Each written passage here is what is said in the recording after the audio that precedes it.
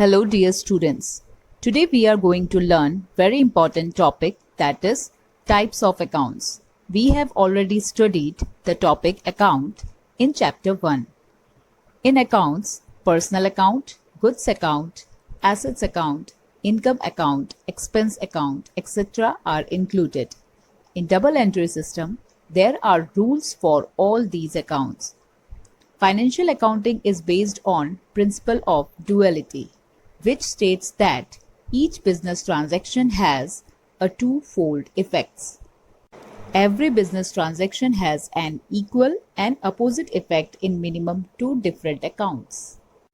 One effect will be on debit side and another effect will be on credit side, which you will be learning further in detail. Now let's see classification of accounts. Accounts are mainly classified into two categories, personal accounts and impersonal accounts. Further, impersonal accounts are also categorized into two categories, real account and nominal account. So let us understand it in detail. First one is personal account. As the name suggests itself, personal accounts are the ones that are related with individuals, companies, firms, groups of association, etc. These persons could include natural persons, artificial persons, or representative persons. In natural persons, live persons are included. Accounts of their names are maintained in the books. For example, Hema's account, Ramesh account, Sam's account, Maya's account, etc. Then second is artificial person. These accounts relate to companies and institutions. These accounts do not have a physical existence. However, they are recognized as persons in business dealings. Most often, they are legal entities created by human beings.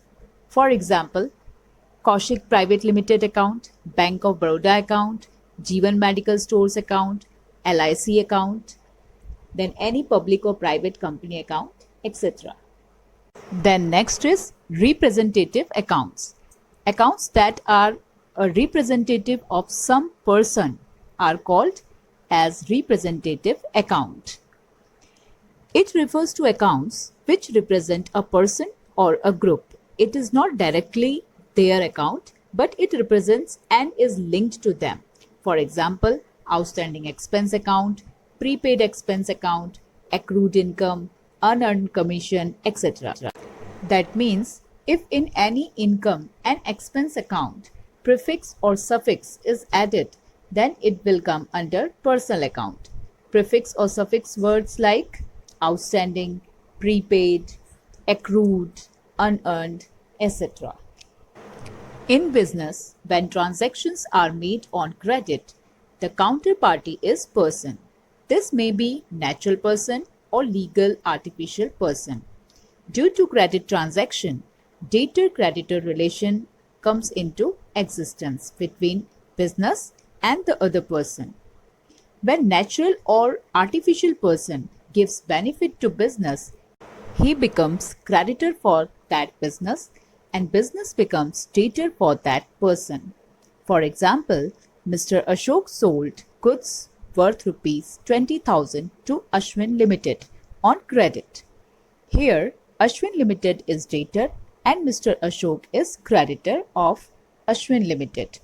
And if Ashwin Limited sold goods to Mr. Ashok, then Mr. Ashok will be debtor for Ashwin Limited and Ashwin Limited will be creditor for Mr. Ashok. Now next category is real account. Real account are ones that are related with assets account and goods account. First understand the meaning of goods. Goods means products which are dealt with by the business. According to the type of transaction, it is recorded in the goods related appropriate account. Here, purchase account, sales account, purchase return account, sales return account, goods withdrawn for personal use, goods destroyed by fire account, etc. arise due to goods related transaction. Then next is asset account. Real accounts are the ones that are related with assets. These assets can be tangible and intangible in nature. Tangible accounts are accounts which have physical existence or which can be seen or touched. For example, machine account, vehicle account, building account, furniture account, etc. And intangible accounts do not have physical existence but can be measured in terms of money. These assets also have some value attached to them. For example, trademarks, patents, goodwill, copyrights, etc. Now let us understand nominal account. Certain expenses have to be incurred for carrying on the business. There are various incomes also in the business. Such income and expenses account are known as nominal accounts. Or we can say that nominal account relate to income, expense, losses or gains. The computation of profit loss of business is ascertained on the basis of these accounts.